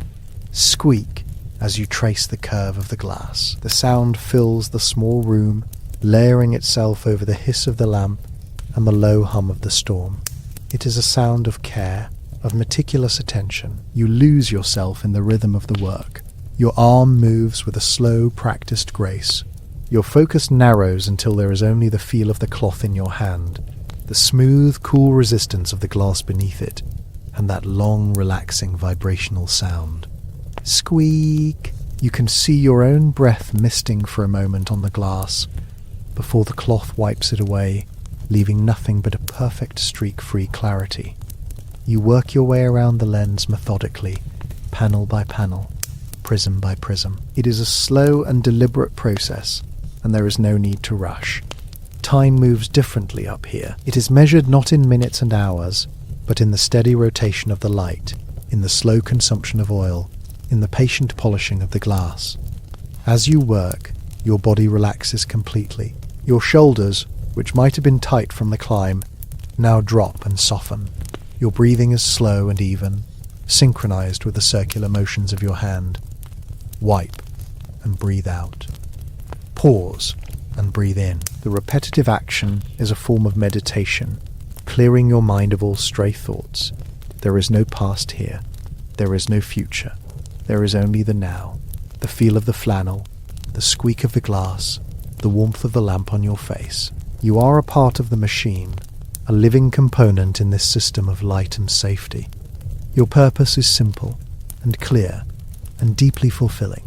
You are polishing the upper rings of prisms now, the smaller, more intricate pieces of glass that capture the light that would otherwise escape upwards and bend it back down into the main beam. Your fingers trace the brass framework that holds each piece of glass in place, feeling the cool, solid metal. The light from the central flame fractures as it passes through the multifaceted surfaces, casting 1,000 tiny rainbows onto your hands, onto the floor, onto the ceiling. The small room glitters with a captured constellation of colours, a secret light show for an audience of one. The air remains thick with the smell of kerosene, a scent you have come to associate with warmth, purpose, and absolute security. It is the smell of a promise kept, a light in the darkness. You finish the last panel, your cloth making one final, long, satisfying squeak as you pull it away. You stand back for a moment to admire your work. The great lens seems to hum with a new intensity, its many glass faces gleaming, utterly transparent, ready to project their singular message of guidance across the tumultuous sea. Your work is done. The clockwork mechanism that rotates the entire massive lens assembly continues its steady, almost silent turning. There is a faint, rhythmic tick-tock from the gears deep within the pedestal, a metallic heartbeat for the tower itself. You turn from the lens and walk to the simple, straight-backed wooden chair that sits near the wall. Next to it, on a small, three-legged table, a pewter tin cup of hot apple cider has been waiting for you, kept warm by the ambient heat of the room. You sink into the chair, the old wood creaking softly in welcome. It is a familiar, comforting sound. The chair has been shaped by years of use. its seat and back smoothed and worn to a perfect, comfortable contour. You reach for the cup. It is heavy in your hands, and the metal is wonderfully warm, a pleasant solid heat that seeps into your palms and fingers, chasing away any lingering chill. You lift the cup towards your face, and the steam that rises from it carries the rich, sweet and spicy aroma of baked apples, cinnamon and cloves. You inhale deeply, letting the scent fill your senses. It is the smell of autumn, of harvest, of a warm kitchen on a cold day. It is a smell of profound comfort and contentment. You bring the rim of the cup to your lips and take a slow, careful sip. The cider is hot, but not scalding. It is sweet, but with a tart edge that cuts through the richness. The warmth of the liquid spreads from your mouth down into your chest, a blossoming heat that feels like it is unknotting every muscle as it goes. You swallow, and the spicy, sweet flavour lingers on your tongue. You lean your head back against the top of the chair, your body sinking deeper into its embrace. Your eyelids feel heavy, your limbs feel wonderfully lethargic. There is nothing left to do, nothing to fix, nothing to check, nothing to worry about. There is only this chair, this warmth, this perfect solitary peace. You sit in the dim, warm light of the lantern room, sipping your cider, and you watch. As the lens continues its slow, inexorable rotation, the powerful beam of white light sweeps out into the storm. For a few moments, the beam is pointing away from you, out towards the mainland, and the room is cast in a soft, ambient glow. Then, as the clockwork turns, the beam begins its sweep across the sea. It slices through the darkness like a blade. For an instant, it illuminates the churning, chaotic surface of the water near the base of the tower, freezing a vision of white foam and black, heaving water. It catches the sheets of rain in its path, turning them into a glittering, swirling tunnel of light. Then it moves on, sweeping across the horizon, a long, solitary finger of light, pointing the way to safety. And then it is gone, continuing its rotation, and the world outside your window is returned to impenetrable blackness. You watch this cycle repeat, again and again. The appearance, the journey, and the disappearance of the light. It is a rhythm as steady and as natural as your own breathing. The light sweeps out, and you exhale. The darkness returns, and you inhale. A slow hypnotic pulse. Light and dark, light and dark. You take another sip of your cider, the warmth spreading through you, making you feel heavy and anchored to your chair. Your thoughts, which were once so clear and focused on your task, now begin to soften and drift. They lose their sharp edges, becoming as hazy and indistinct as the sound of the distant waves. You are not thinking about the ships that might be out there or the dangers of the storm. You are simply observing the pattern. The unwavering rhythm of the light is a profound comfort. It is a constant in a world of chaos. It does not falter. It does not tire. It simply is. And in its presence, you feel a sense of absolute tranquility. The loneliness of this place is not a sorrowful thing. It is a deep and enriching solitude, a perfect stillness of the soul. You are the quiet centre of the storm, the calm eye of the hurricane. All the world's noise and fury is happening out there, far away, and it cannot touch you. Your gaze becomes unfocused. You are no longer watching the beam itself, but the way the light plays within the lantern room. You notice the tiny dust motes, invisible just a moment ago, that dance and swirl in the beam as it passes through the interior space, each one a tiny, glittering planet, for a fraction of a second. You watch the long, distorted shadow of the lens's brass frame creep across the floor and up the curved wall, a slow, silent sundial marking the passage of the night. Your hearing, too, becomes more acute, more attuned to the subtleties of the room. You can distinguish the faint hiss of the wick from the low groan of the clockwork, and both of those from the deep, resonant hum of the wind against the granite tower. The rain is no longer a sharp patter, but a soft, continuous, shushing sound against the glass, like 1,000 tiny brushes. All of these sounds merge together, creating a complex and layered lullaby, a symphony of solitude. Your cup is nearly empty now. The last of the cider is just lukewarm. but it is no less comforting. You cradle the warm tin in your hands, feeling its weight in your lap. Your head is heavy against the back of the chair. Your eyelids are so heavy now, like velvet curtains slowly drawing closed. You allow them to close for a moment. With your eyes shut, the other senses become even more vivid. You feel the constant, subtle vibration of the tower, a low-frequency tremor that travels up from the rock, through the stone, through your chair, and into your bones. It is the feeling of being connected to something immense, solid, and eternal. You can feel the warmth of the lamp on your eyelids, a soft orange glow perceived even through your closed eyes. Your breathing is deep and slow now, the long, easy breaths of approaching sleep. Each breath is a wave, rising and falling in time with the distant, muffled sea. There is no need to fight this feeling. There is no need to stay awake. The light is turning, the lamp is burning, the tower is standing. Everything is as it should be. Your vigil is kept by the steady clockwork and the tireless flame. You have done your part. Now, all that is left is to rest, to surrender to the warmth and the darkness and the gentle rhythmic sounds that fill this safe high place. The world outside can rage on. It does not matter. Here, you are sheltered. Here you are at peace. The long, slow squeak of the flannel on the glass still echoes in your mind, a sound that has wiped away not just the grime from the lens, but the worries from your mind. All is clean. All is clear. All is calm. The boundary between your thoughts and the sounds of the room begins to dissolve. The hiss of the lamp is the sound of your own quiet breath. The ticking of the clockwork is the steady, slowing beat of your own heart. The sweeping of the light is the gentle tide of sleep, pulling you out from the shore of wakefulness into a deep, calm ocean of dreams. There is only the warmth on your skin, the weight of your body in the chair, the low, constant hum that surrounds you like a thick, woolen blanket. Let it all fade.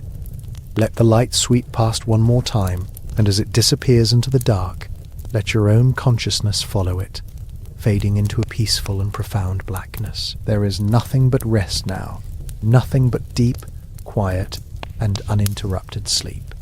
Sleep now. Sleep deep.